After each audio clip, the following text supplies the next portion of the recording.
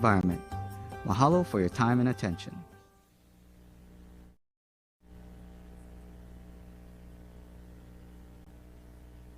All right. Aloha and welcome today. It's our seventh session, and the way that it's our seventh season that we've done the Human Rights and Sustainability Campus Community Dialogues. And last month, we spoke a lot about the Universal Periodic Review and the focus on the United States of America. And excitingly enough, the U.S. will be reviewed on May 11th of this year.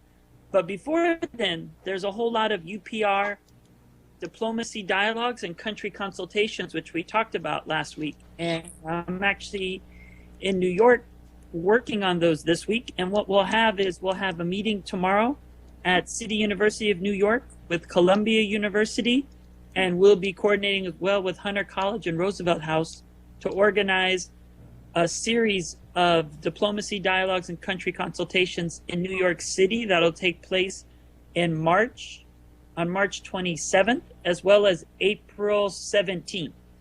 But this week on Friday, besides the planning meetings in New York, we have the meeting at Howard University in Washington, D.C., as well as with the State Department on Friday. So we're focusing on the Universal Periodic Review. And one of the most important results of the Universal Periodic Review for the United States in the first cycle was the adoption of the UN Declaration on the Rights of Indigenous Peoples. And as many of you know, the to adopt that had voted against. And our guest today is from Canada, one of the other 4 countries that decided to wait a little while and change their vote. And Brenda Gunn is a Métis attorney. She got her JD from University of Toronto, and she now teaches at the University of Manitoba. She also has an LLM at the University of Arizona that has a great program in Indigenous peoples law and policy. But most importantly, I know Brenda from all of the amazing advocacy that she does at the UN, at the Permanent Forum, as well as a great intervention she delivers, I think that's quite noteworthy, at the UN Expert Mechanism on the Rights of Indigenous Peoples, otherwise known as MRIP. And Brenda's going to be able to share with us today and talk about the UN Declaration on the Rights of Indigenous People. But she's prepared a great PowerPoint that kind of thoroughly follows how Indigenous peoples have transformed the international institutions, and more importantly, what their Indigenous people are able to accomplish with the UN Declaration on the Rights of Indigenous Peoples, and where they're able to implement the UN system, as well as she has a lot of experience as well at the Inter-American Commission on Human Rights, looking at her work that she worked on in Guatemala. So very pleased to have Brenda there today, and she'll be able to speak to us about that. And then I'll be there to come in as well as she needs towards the end part. And we look forward to discussing Declaration on the Rights of Indigenous Peoples and its implementation today, as well as also an important point is the World Conference on Indigenous Peoples, which Brenda was also in attendance with on September 22nd and 23rd last year. Thank you, Brenda. Okay. Experience. So thank you all for coming. Why? Yes. We have a small group, but I'm really appreciative for everyone to come and share their time with us today. As Josh said, what I want to do today is to do a short introduction to the UN Declaration, and then really start looking at the moving forward. What do we need to do today, and how to start realizing the rights that were guaranteed in 2007.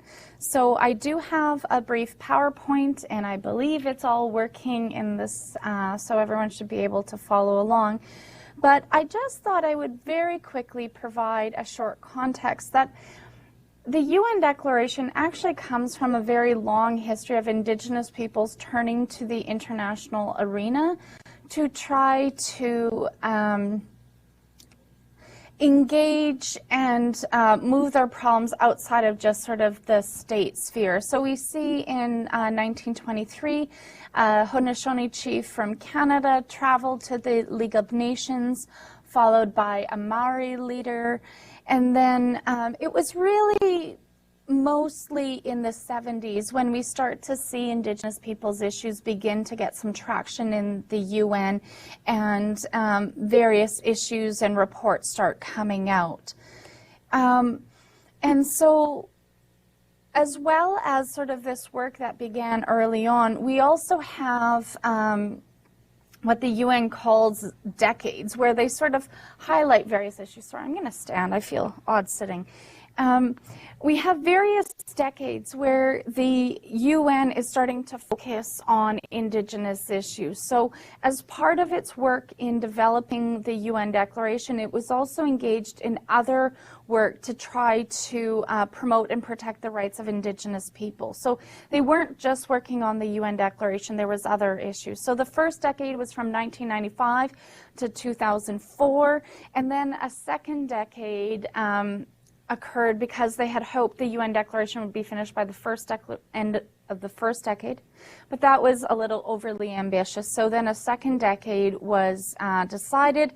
That one's ending now, and so there's been talk and debate about whether or not a third decade would happen. So these are some of the goals that were happening, but I'm not going to talk too much about them.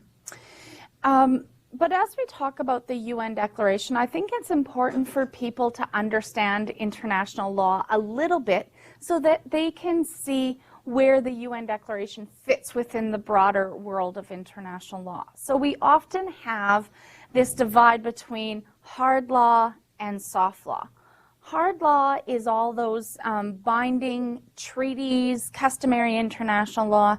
And people might have heard about various human rights treaties, the Convention on the Elimination of Racial Discrimination, the Convention on the Elimination of Discrimination Against Women, the International Covenant on Civil and Political Rights. There's other international treaties as well. There's the Kyoto Protocol people might have heard about, the North American Free Trade Agreement, all those free trade agreements. That's that hard law category. The other, in the hard law category, that's binding law that states are obligated to uphold. If states fail, there's usually some sort of mechanism in place that kind of court cases or other sort of dispute mechanisms exist. That's the hard law category. The other category is soft law. And this area of law is not as directly binding. States are still expected to follow that law. It's still law. It's just sort of not as enforceable on its own. It kind of needs other law to support it. And the range of what falls into soft law is really broad. And so the enforceability or sort of the weight of an instrument might depend on the type of soft law it is.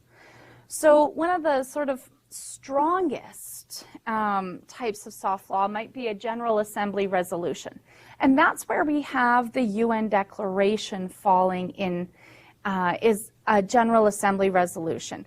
There's also declarations that come out of various conferences.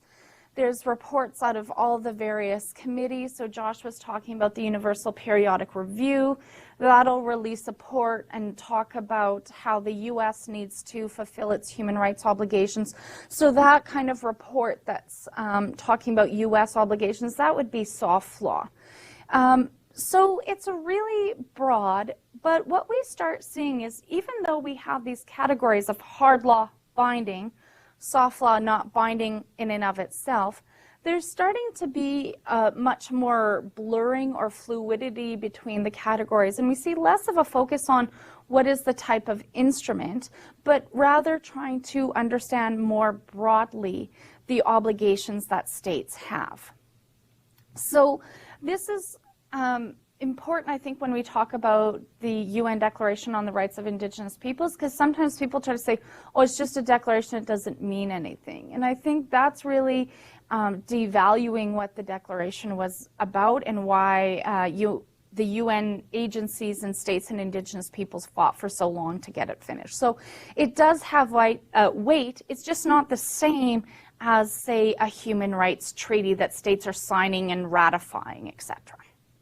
So that's just a very brief background. And here's, just for your information, a list of the main international human rights instruments, and as well as some international bodies that have looked specifically at Indigenous issues or are included. So again, I'm providing this information so that people can understand that the UN Declaration doesn't exist as its own or on its own for protecting Indigenous people's rights, but there's a whole set of human rights instruments and mechanisms in place that Indigenous peoples rely on and that the UN Declaration is part of. So I like to show this broader infrastructure to provide greater context.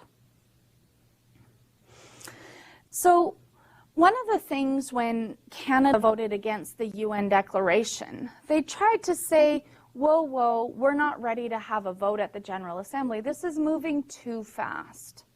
And that argument for a lot of Indigenous advocates was really frustrating because, in fact, Indigenous peoples formally began drafting and arguing for a declaration in 1977 with that NGO conference.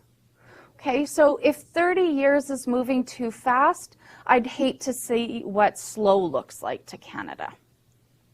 So we start with an NGO conference in 1977, and then the first formal drafting from the UN process is the Working Group on Indigenous Populations. They complete the first draft in the early 90s. It then moves its way out to be approved by the subcommission. And then it goes on to the Commission for Human Rights, at which point the Commission on Human Rights didn't just accept the draft, but they formed another working group which continued to elaborate, and that process went on until about 2006, I think. And at the end, there were no sort of final consensus on the working group draft, and so the chairman did eventually draft a declaration based on his understanding of everyone's positions and trying to find some middle grounds. It then went up to the Human Rights Council for negotiation, approved, and then moved on to the General Assembly. But before the General Assembly finalized and voted on the UN Declaration, it went off to the third committee, and there were some additional side negotiations with various states and some Indigenous participation, although somewhat informally. Finally, in 2007, after 30 years, we have the General Assembly of the UN vote in favor of the UN Declaration, and so that's now our moment post-2007 that we're working on implementation. And one of our biggest moments after 2007 for implementation is the World Conference on Indigenous Peoples that I'll come and talk about in hopefully about half an hour or so. We'll get there, and we'll talk about what are we doing now at the international level to try to promote implementation. So as you can see, the process to finalizing the UN Declaration included many stages, and there was lots of opportunities at each and every stage for the UN and UN agencies, for states and Indigenous peoples to participate and try to articulate the rights. As I've already mentioned, the UN Declaration was a resolution of the General Assembly adopted in 2007. And while it's not technically binding because it's a resolution, it does have solemn legal effects and reflects the government's commitment to abide by certain principles. And one of the ways we sometimes articulate the binding or solemn nature of it is that when a country or a state decides to be a member of the UN, they have to sign on to the charter. And under the charter, members commit to upholding human rights, realizing self-determination, and are required to fulfill all of their obligations in good faith. That's a general promise that states make. And so a lot of us international lawyers argue that the UN Declaration helps articulate what are the obligations of states in relation to Indigenous peoples. The UN Declaration is setting out minimum standards, right? So the floors, the minimum, we can work up and make stronger articulations, but they're the minimum that states have to follow. I think very importantly, the UN Declaration recognizes the rights of individual Indigenous people, but also collective rights. And this was a huge advancement for international human rights. International human rights from the 1940s, when they first began being articulated under the UN, often focused on individual rights. And so Indigenous peoples' rights provided a bit of a complexity that the UN was not sure how to deal with. So we had some early decisions on self-determination that weren't very positive because the UN wasn't quite ready to wrap its mind around how human rights would be collective rights. And this was sort of by, the 70s and 80s when some Canadian groups and others went to the Human Rights Committee to argue for a right to self-determination. And the Human Rights Committee just wasn't ready to recognize that right, or didn't know how they could. And so by 2007, we have the international world recognizing that human rights can be collective rights, at least in relation to Indigenous people's rights. It's not about individual human rights in that sort of liberal way of thinking, but that it's actually broader. The UN Declaration also does not define Indigenous peoples. The UN recognized that it's not appropriate for the UN to actually define who is Indigenous and who is not. They left that to happen on a case-by-case basis, and I actually think that's a positive. We have all sorts of UN reports that provide some sort of context and information, but the actual definition can be far more fluid and flexible. And finally, I think one of the most important aspects to the UN Declaration is that it's recognizing these rights as inherent, meaning they're not granted by the states. So the UN Declaration is not the UN giving rights to Indigenous peoples, but rather recognizing Indigenous peoples' inherent rights. And so if rights are inherent, where are they coming from?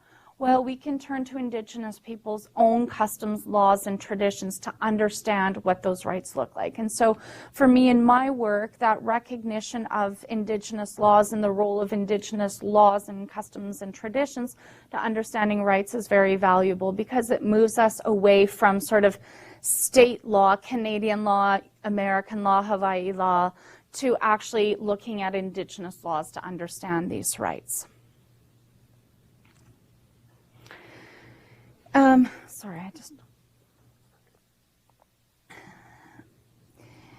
When you try to use the UN Declaration, I think it's important to try to know how to use it because it's a bit different than some other international instruments.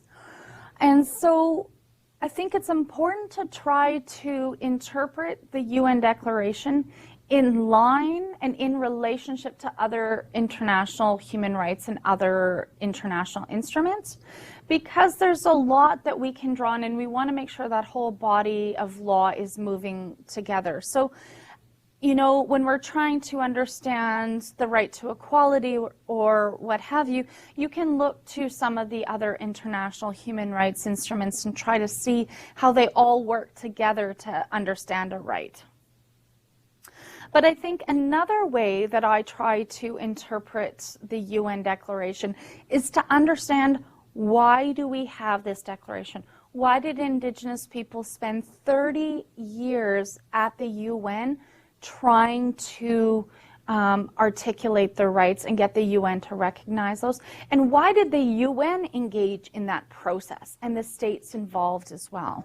And so what I've pulled out on this slide are 3 of the preambular paragraphs from the UN Declaration that I think tell a very moving story. So the UN says that, why do we have a UN Declaration on the Rights of Indigenous Peoples? Because the UN is concerned that Indigenous peoples have suffered historic injustices as the result of colonization and dispossession of their lands. And for me, that's a huge win. The fact that the UN and nation states are recognizing colonization and dispossession has created injustices for Indigenous peoples is very significant. And so given the fact that colonization has resulted in historic injustices that continue to prevent Indigenous peoples from exercising their rights, the UN says they're convinced that if we recognize the rights of Indigenous peoples, it's going to enhance harmonious and cooperative relationships between the state and Indigenous peoples. But this relationship is now not going to be a colonial one. It should be a relationship based on principles of justice, democracy, respect for human rights, non-discrimination, and good faith. So the UN, I think, in this paragraph is saying a couple of really important things.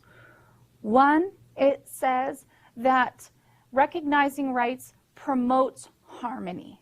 I think in Canada, and I would argue in other states as well, there's often this fear-mongering that happens either by the state or other conservative groups, that if we recognize the rights of Indigenous peoples, that somehow that's undermining liberal notions of equality or undermining democracy, or it's going to tear apart countries. But in this paragraph, I think it says actually where colonialism exists, countries are already torn apart. And so if we want to fix countries and actually live in peace, then we need to recognize Indigenous peoples' rights, and we can no longer have a colonial relationship, but rather we need to have a relationship based on justice, democracy, human rights, non-discrimination, etc. So we have rights recognized because colonialism has undermined Indigenous peoples' rights. If we recognize Indigenous peoples' rights, it's going to enhance harmonious relationships. And so finally, the UN says if by following the framework provided in the UN Declaration, that we can have a standard to achieve, and that we need to pursue the UN Declaration in a spirit of partnership and mutual respect. Okay, so this needs to happen together. It's not up to the states to go out and implement the UN Declaration on their own. They don't get to decide what Indigenous peoples' rights to lands, territories, and resources look like. But states need to work with Indigenous peoples to articulate and protect these rights. So it's about working together in a spirit of partnership and mutual respect. Again, moving away from that colonial, the state knows best model that far too many states continue on. So with that sort of understanding of why we have the UN Declaration, we can then go on to try to actually implement the rights that exist in it. And the rights are really broad and all-inclusive. I have a list of rights up there. There's 46 articles. So we're going to watch a video in a second that explains the rights, but this is just one way to categorize the rights so that we can get a sense of what it looks like. I will probably, after the video, talk about self-determination, lands, territories, resources, participation in decision-making, and treaties. We'll see how the time's going. But those are sort of 4 areas that I work in mostly. So I just thought I'd give a flavor of what they look like. And now, if technology... Article 1, human rights Thank you. and fundamental freedoms. Article 2, equality. Article 3, the right to self-determination. Article 4, autonomie et autogouvernance. Article 5, Indigenous institutions, state participation. Oh, Article 6, nationality. Artículo 7, vida, seguridad, libre de violencia, protección contra genocidio. Article 8, cultural integrity and prevention of cultural destruction. Artículo 9, comunidades y naciones sin discriminación. Article 10, free, prior, and informed consent prior to removal and relocation. Article 11, cultural tradition and customs. Article 12, spiritual and religious traditions, repatriation of remains. Artículo 13. El propio idioma es fundamental para preservar la cultura. Se garantiza la participación en diversos procedimientos. Article 14, Education and Our Culture and Language. Article 15, Enseignement et information publique pour promouvoir la paix dans la société. Article 16, Media and Cultural Diversity. Article 17, Employment and Labor, Protection from Exploitation for Children. Article 18, Indigenous Decision Making and Institutions. Artículo 19, consulta previa con el consentimiento libre, previo e informado. Article 20, Subsistence and Development in Economic Activities. Article 21, Improvement of Indigenous Living Standards and Special Measures. Article 22, Ensure protection for elders, women, youth, children, and persons with disabilities. Artículo 23. Determinar y administrar el derecho al desarrollo económico y social. Article 24. Traditional medicine and holistic protection of resources. Progressive realization of physical and mental health. Article 25. Indigenous peoples have distinctive spiritual relationships with their territories and have responsibilities to future generations. Artículo 26. Derecho a la tierra y reconocimiento legal de los sistemas indígenas. Article 27. Due recognition of Indigenous lands and resources through fair process based on participation. Article 28. Indigenous redress and restitutions for lands and resources. Article 29. Environment, conservation and protection, prevention of hazardous materials, restoring health impacted by such materials. Article 30, no military activities on indigenous land. Artículo 31, patrimonio cultural, propiedad tradicional y propiedad intelectual. Article 32, determine, develop priorities and strategies for resource development. Article 33, identité indigène et citoyenneté basée sur la coutume. Article 34, indigenous legal structures and customary practices in accordance with human rights standards. Artículo 35, determinar responsabilidad individual en comunidades indígenas. Artículo 36, contacto y cooperación, mismo si dividido por frontera. Article 37, recognition of treaty rights and observation of agreements. Article 38, national measures for achievement of declaration articles. Article 39, access to assistance from states and international cooperation. Article 40, dispute resolution and remedies based on indigenous traditions and customs and international human rights law. Article 41, full realization of rights through cooperation and assistance from UN system and intergovernmental organizations. Artículo 42. Promoción y aplicación de los artículos de la Declaración a través de las agencias especializadas de Naciones Unidas y del Foro Permanente para las Cuestiones Indígenas. Article 43. The rights in the Declaration are the minimum standards for the survival, dignity, and well-being of the indigenous peoples of the world. Article 44. Guarantee of gender equality. Article 45. Nothing in the Declaration diminishes, extinguishes indigenous peoples' rights, now or in the future. Article 46, respect for the UN Charter and promotion of principles of peace, justice, and human rights.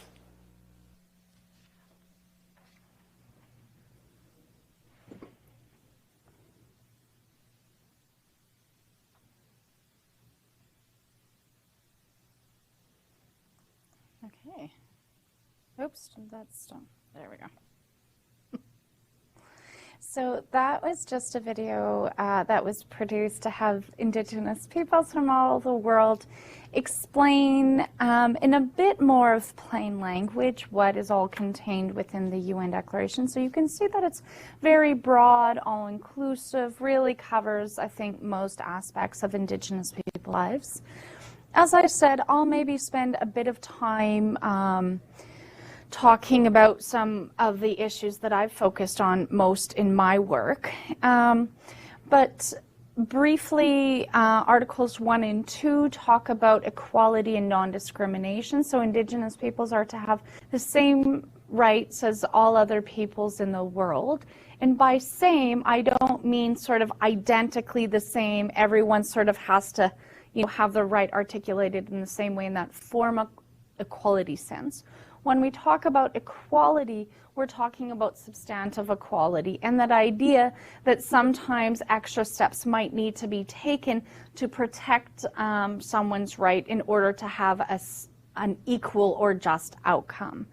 Non-discrimination means that Indigenous peoples aren't to be discriminated against because they're Indigenous or because they have these rights recognized. So just very sort of basic framework kind of ideas. And then Article 3, I think, is when it really gets going, and this is the right to self-determination. The right to self-determination, as people can probably assume, was quite contentious when it was being negotiated and was quite difficult to get agreement on. There was moments in time over the 30-year history where we got very close, and then consensus would start breaking down over various issues. But importantly, the phrasing of Indigenous people's right to self-determination in Article 3 mirrors the right to self-determination already recognized under Common Article 3, or the Common Article of Self-Determination in the International Covenant on Civil and Political Rights and the Covenant on Economic, Social, and Cultural Rights. And so here we can see that an interpretive approach that I was mentioning earlier, that we want to interpret Indigenous people's rights to self-determination in line with, or at least with a sort of understanding to how those other rights have been, or how the right to self-determination has been understood in those other human rights instruments. And it also means that we can't just say that Indigenous people's right to self-determination isn't binding and states don't really have to follow it, because of the fact that the wording so closely mirrors what already exists in binding human rights instruments. There's a very strong impetus for states to recognize Indigenous people's rights. So it is often said that self-determination is the foundational right from which all other rights flow. It's that right for Indigenous people to freely determine their political, economic, social, and cultural futures that we then understand all of the other rights. When we talk about the right to self-determination, it's important to think about gender relationships and that Indigenous women have a right to self-determination, so should also be included in any process that's going to articulate the scope of Indigenous people's self-determination. This is an issue that's been particularly poignant in Canada. Colonial process really targeted gender relationships among various tribes, and so we want to make sure that, it's not just the elected chief and councils that exist under the Indian Act, which are 90% men, that are determining self-determination and the rights, but we want to make sure that we include women as well as elders and youth in these processes. So another category of rights that was a significant win in the UN Declaration is the rights to lands, territories, and resources. And this, the articulation says Indigenous peoples have the right to own, use, develop, control, and strengthen their relationship with their lands. The right to lands includes lands which Indigenous peoples currently live on and use, as well as their traditional territories, so lands that they may have formerly used, but for various colonial processes have lost that connection. And it also applies to future lands that Indigenous peoples may acquire by treaties or other formats. So for one example here that I have on the side, the UN Declaration, how it works is that Canada, as one country, is required to work with the Indigenous peoples in Canada to set up a process to identify Indigenous peoples' lands, territories, and resources, and then protect those laws under Canadian law. So that we're going to look to Indigenous peoples' laws to understand what the lands are, what they're used for, etc. But that protection also has to exist in Canadian law so that the Canadian government can't just sort of brush them aside. In connection with the next slide on free, prior, and informed consent, when governments are looking at any activity that might impact Indigenous peoples' land, Indigenous peoples must be consulted. And so the next set of rights that I think is very important and very broad and all-encompassing is this idea of Indigenous peoples' right to participate in decision-making when any of their rights might be affected. So if the government is contemplating any kind of conduct that might impact Indigenous peoples' rights, Indigenous peoples should be participating in that decision-making process, right? It's supposed to stop that colonial relationship where the government is deciding for Indigenous peoples, but we're now supposed to be working together on these issues. How do we engage Indigenous peoples in this decision-making process? This is the standard of free, prior, and informed consent, or FPIC, that people might have heard about. So this idea that Indigenous peoples freely participate in the decision-making process, there's no coercion, that you either participate or we'll just go ahead and make the decision, or the government shouldn't be playing those divide and conquer techniques. So finding a group that agrees with the project and pitting that against other people who may have different concerns. So not coercing participation. And this can also include the difficult issue of financial incentives. So we always want to make sure that we compensate people for their time when they're engaging in these processes, but it shouldn't be financial incentives to sort of induce a certain outcome. So a very sensitive issue there as well. The timing of these consultations should be before the decision is made and without sort of a time constraint. We're not consulting the day before the government makes a decision and then say, okay, you know, tomorrow we're going to decide whether or not to clear cut this area or to start building a mine here. Do you agree or not? It should actually be far ahead of that process. And as in addition to timing, the government should provide all the information necessary to understand the ramifications of their decision. Right? So this could include making sure that Indigenous peoples have access to technical reports, as well as support to understand that technical report. So maybe the government needs to provide financial assistance to Indigenous peoples so that they can hire their own independent technical advisor to look at the impact on their rights. So free, prior, informed, and then consent is this idea that it should be a joint decision-making venture, that it's not about simply going in and saying vote yes or no, and there's not really a no option. It's really you go in and you should say yes. But actually this process of a joint decision-making process on the basis of free, prior, and informed consent means that Indigenous peoples actually can impact the decision and what the project looks like, and we're engaging in this process to try to arrive at an agreement. So this might mean the government may have to change their plans.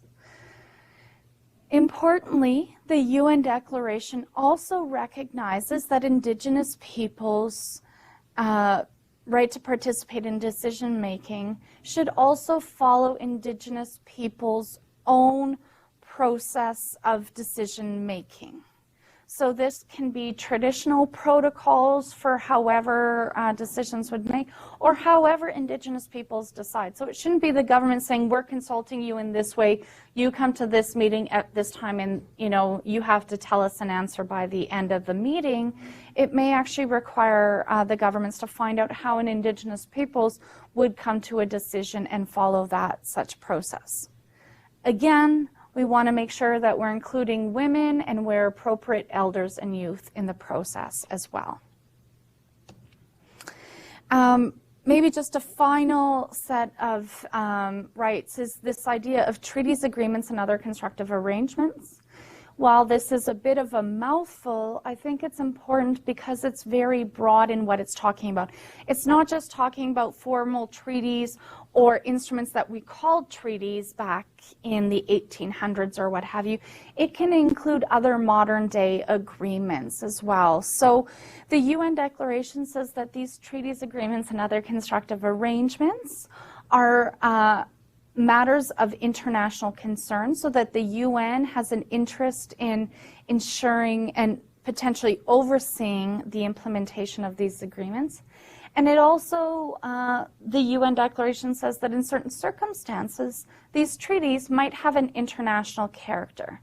So it hedges a little bit on that position of, whether or not these treaties are actually international. It kind of says they could be international, which means they're not just, in Canada we call them sui generis, unique. They're not really like those other treaties we talked about, those human rights treaties. The UN Declaration recognizes they could be like normal international treaties. So a recognition that some of these agreements are actually state-to-state agreements, which is a significant win. The wording wasn't as strong as perhaps some wanted, but at least it's in there as a possibility that some of those treaties may be international in character.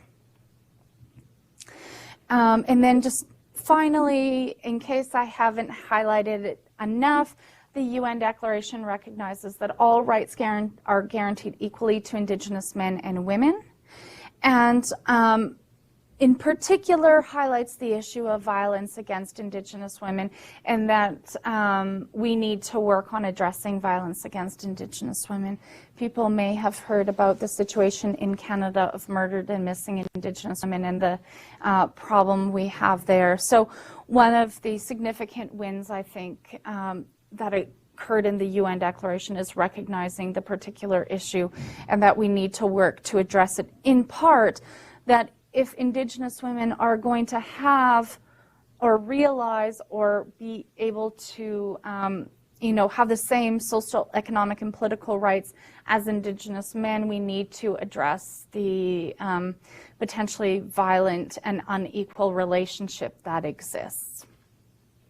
So that's just a very brief sort of highlight of some of the rights that exist. As you heard in the video, there's a lot of others. There's a full range of cultural, economic rights as well.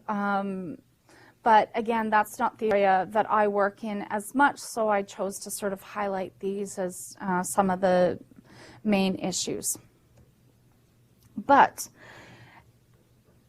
in 2007, after 30 years, we finally had the UN vote on the UN Declaration, and now I think becomes real hard work. That in some ways was the easy stuff, those 30 years of very tense negotiation.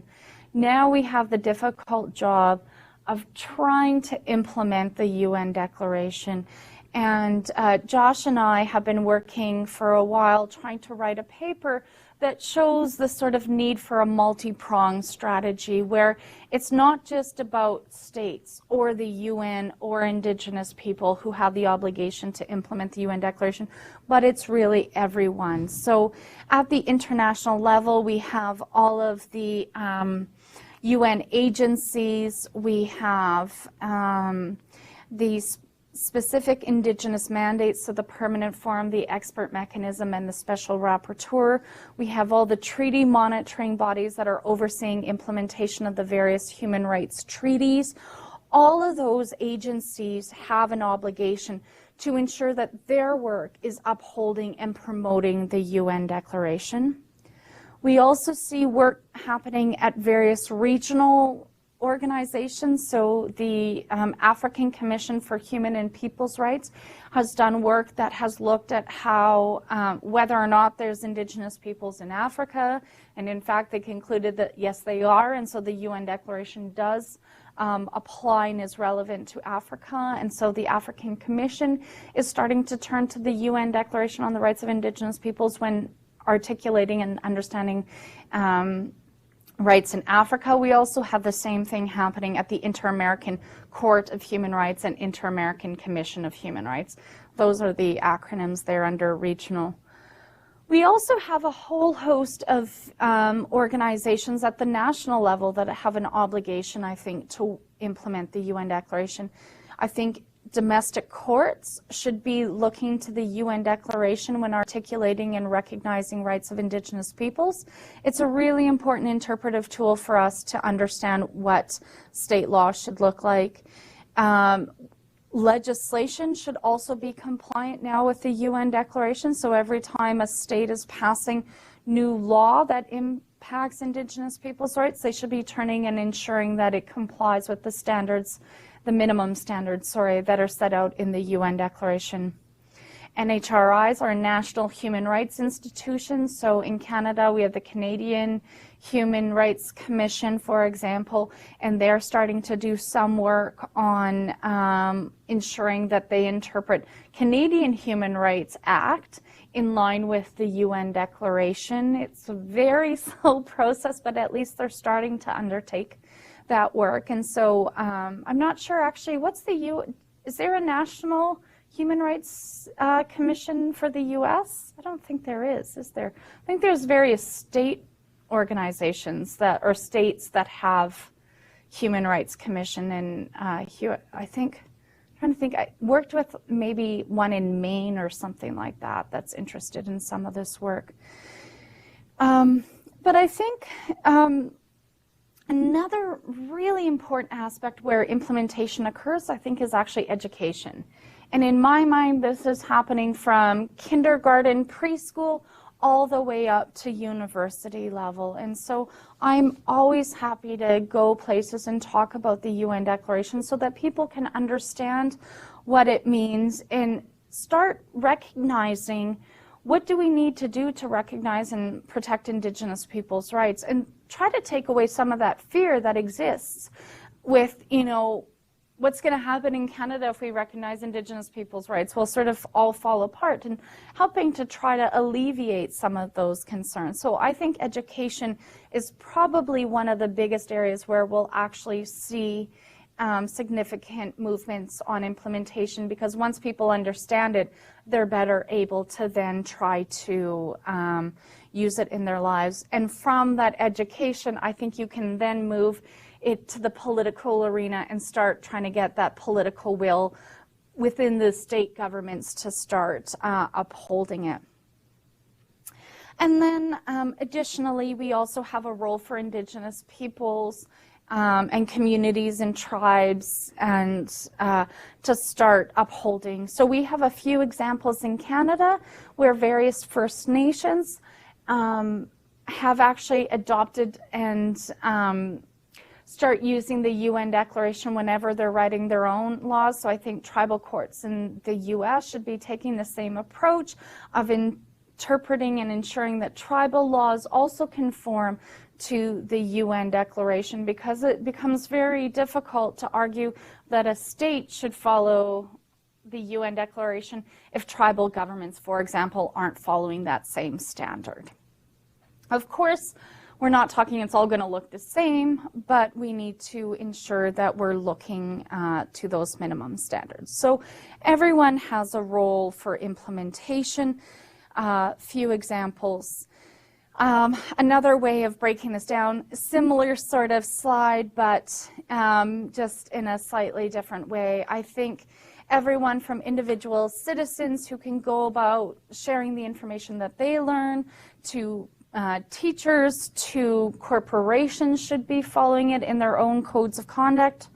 And so there's all sorts of ways that we need to start pushing for this. And although I'm a lawyer and focus on law reform and court work, I think if we don't have more work happening at the ground level, we'll never have it happen at the higher level as well. Okay, so that's kind of where we got to in 2007, talking a little bit of the work that we need to do now post-2007 to implement it. What I want to talk about now in closing is the World Conference on Indigenous Peoples. And so the idea for a World Conference on Indigenous Peoples came very early on in the process of negotiating it, but formally it was in 2010 that the UN decided that they would in fact hold a high-level plenary meeting of the General Assembly to be known as the World Conference on Indigenous Peoples, and this was held this past September.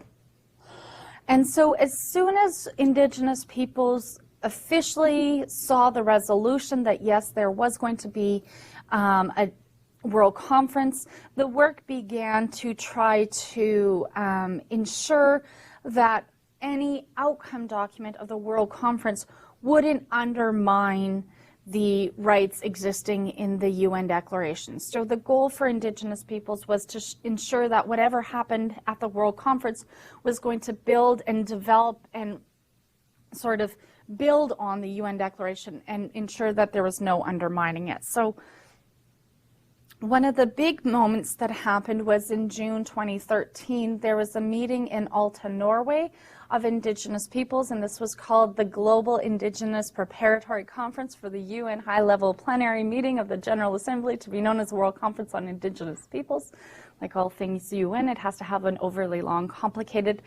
At the end of this 3-day conference, there was an outcome document that Indigenous peoples who were present agreed to, and this was now referred to as the ALTA outcome document. And it was the ALTA outcome document that Indigenous peoples then used as the basis for their negotiations with the states as to what the UN World Conference would look like. And so I have a couple of provisions just excerpted from the outcome document. So Indigenous peoples wanted to ensure that we're affirming the inherent rights of Indigenous peoples, and so Indigenous peoples needed to be able to participate in every stage of planning and then actually participate in the World Conference. Also wanted to ensure that the UN conference wouldn't undermine, as I said, the existing rights. And importantly, they wanted to ensure that the World Conference would affirm the inherent and inalienable right of self-determination, as it is preeminent and a prerequisite for the realization of all Indigenous peoples' rights. So that was sort of how they set up. And then Indigenous peoples suggested 4 basic themes that should be the focus of the World Conference. They suggested Indigenous peoples' lands, territories, resources, oceans, and waters as the first theme. The second theme they suggested was the UN system action for the implementation of the rights of Indigenous peoples. Third being general implementation of Indigenous peoples.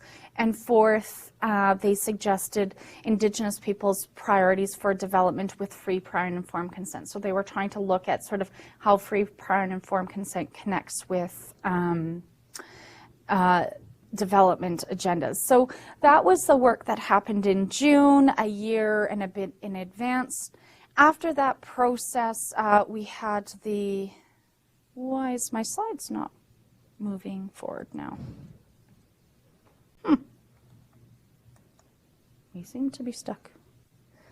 Well, let's see if I go this way. That'll be a little cheat for us.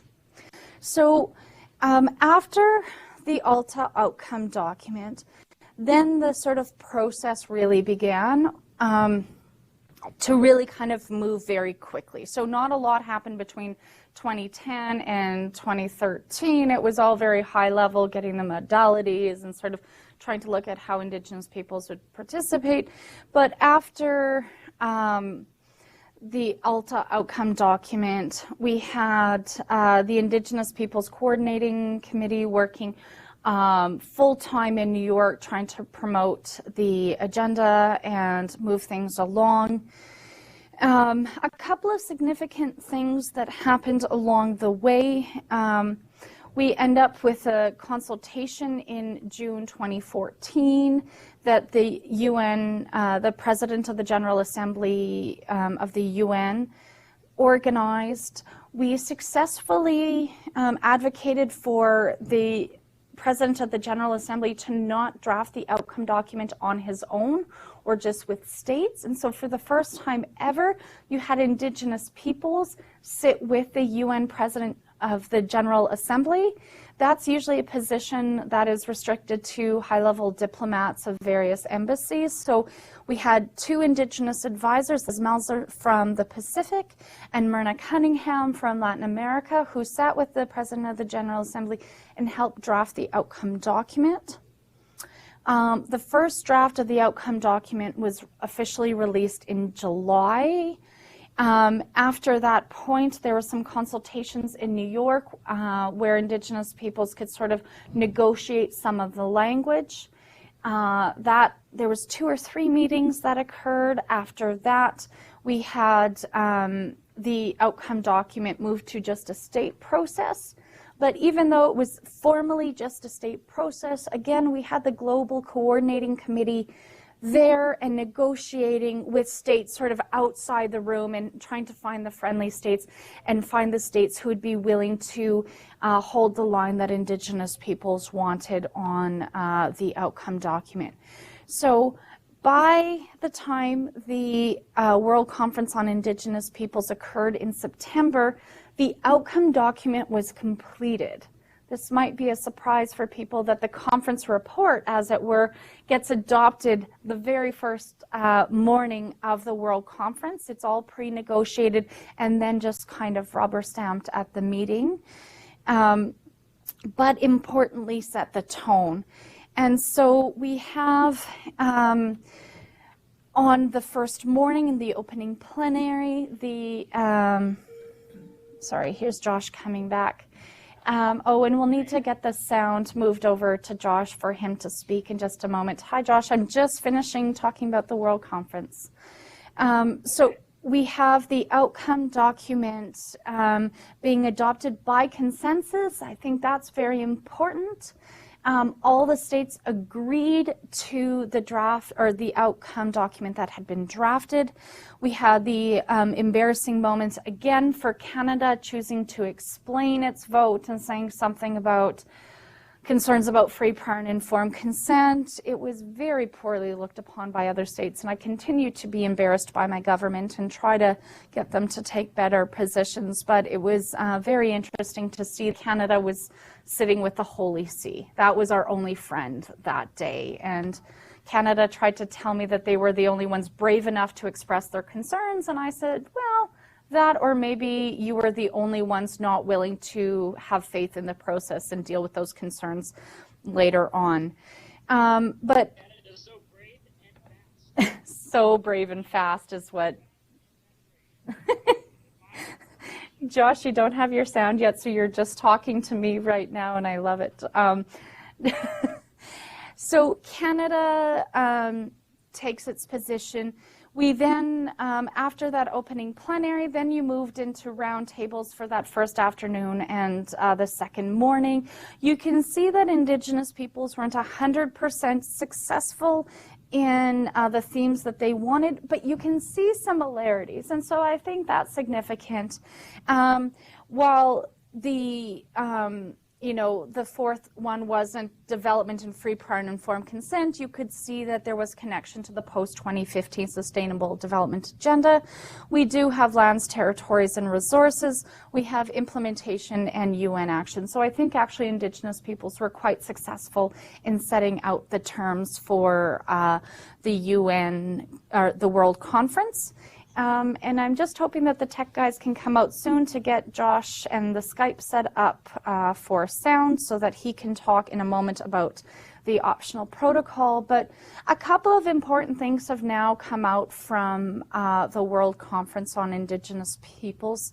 One is that we're going to reconsider the role of the expert mechanism on the rights of Indigenous peoples. It's one of the 3 Indigenous-specific mechanisms of the UN. In trying to see perhaps what the role of the expert mechanism can be in oversight and implementation.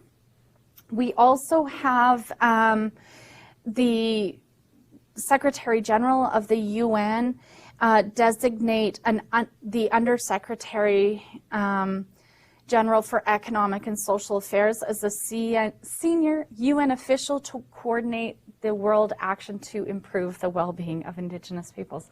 That's another mouthful, but basically what we have is a senior UN official now that has the portfolio that's in charge of overseeing the action plan that was set out in that World Conference outcome document, because that outcome document really was trying to be very practical and say, okay, now we have this general framework of the UN Declaration. How do we actually begin realizing and actioning on it? So there's, it's a very action-oriented outcome. And then a third outcome that we see that's continuing is the work of the Permanent Forum on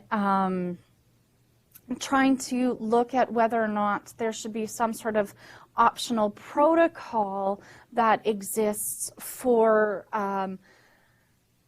and an optional protocol would be some sort of enforcement body or a body that could be created that you could bring complaints to. So some sort of body that's looking at implementation and potentially enforcement. And I don't know if I can move this if they're not I think it's just this one right here. Yeah, okay. We are a take charge kind of group here, Josh.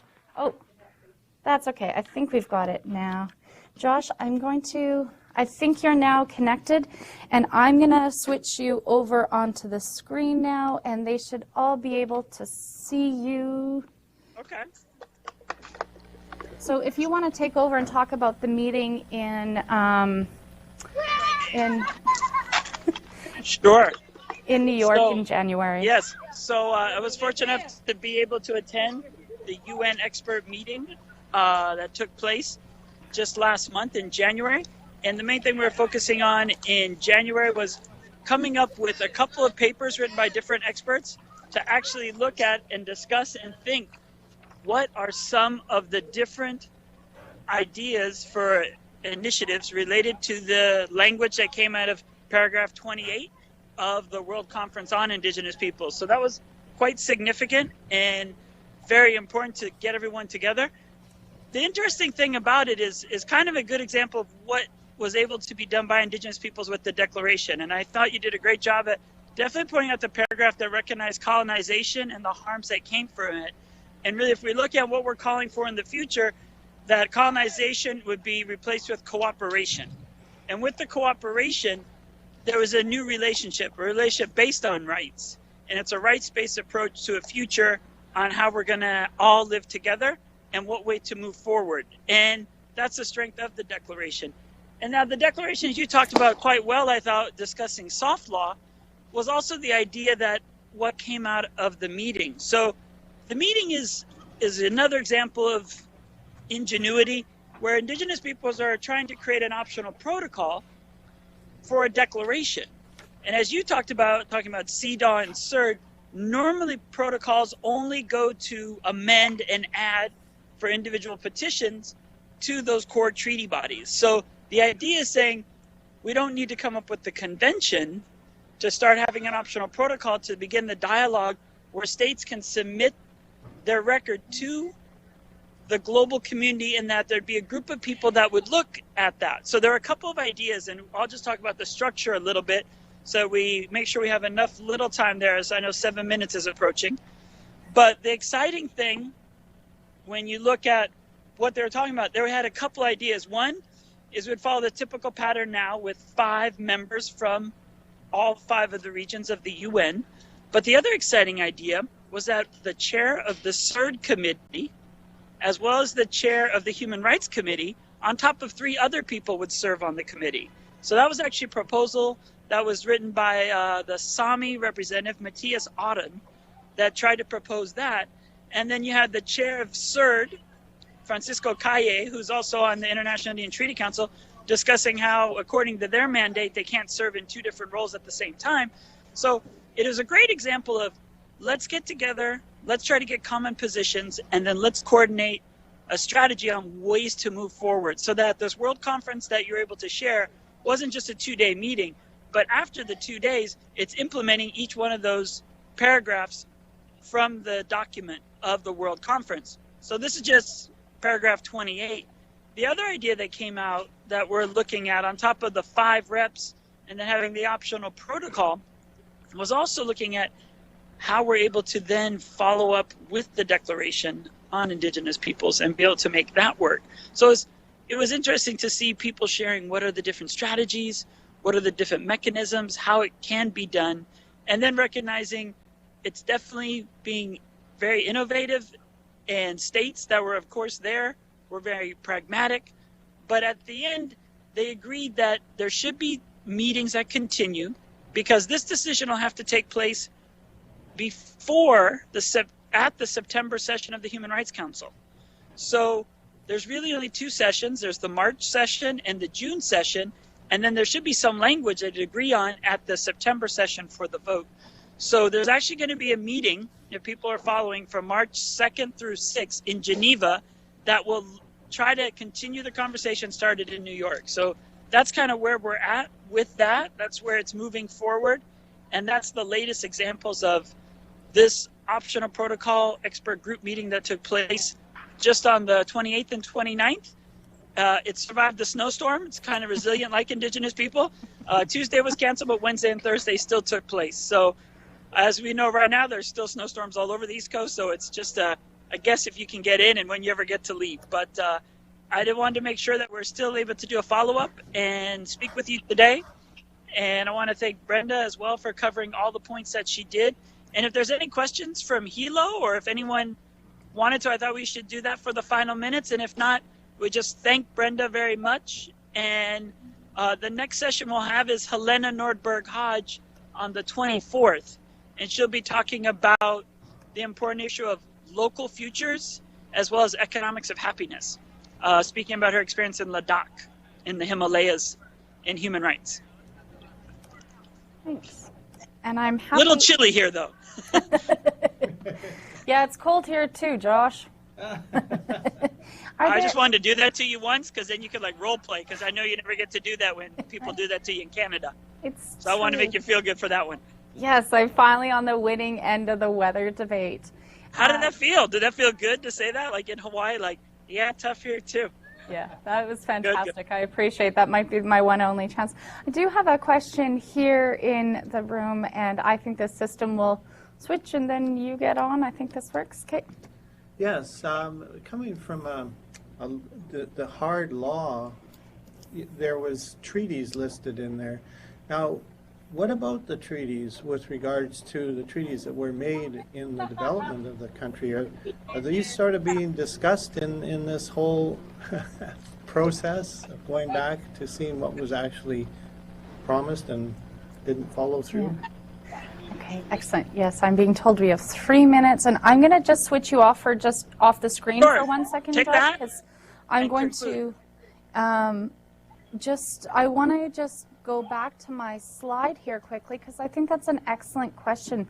I think that is what Indigenous peoples are advocating for, and what the UN Declaration is hinting at recognizing is that, in fact, if the treaties that were signed between Indigenous peoples and nation states are international in character, then they might actually fall into that hard law category, which would be binding on states, which are then part of their broader obligations. I think that was exactly the point that I was trying to make, is that they would be in there, and then when a state fails to uphold them, they're not just sort of failing their promises to Indigenous peoples, but actually failing to uphold their general or broader obligations to uphold all of their obligations in good faith, this idea of pacta sunt servanda, one of the sort of foundational principles of international law. Yes. I think we have about a minute and a half before they cut us off. Are there any questions for the other participants? Yes, I see one coming. Yep. Gotta be quick.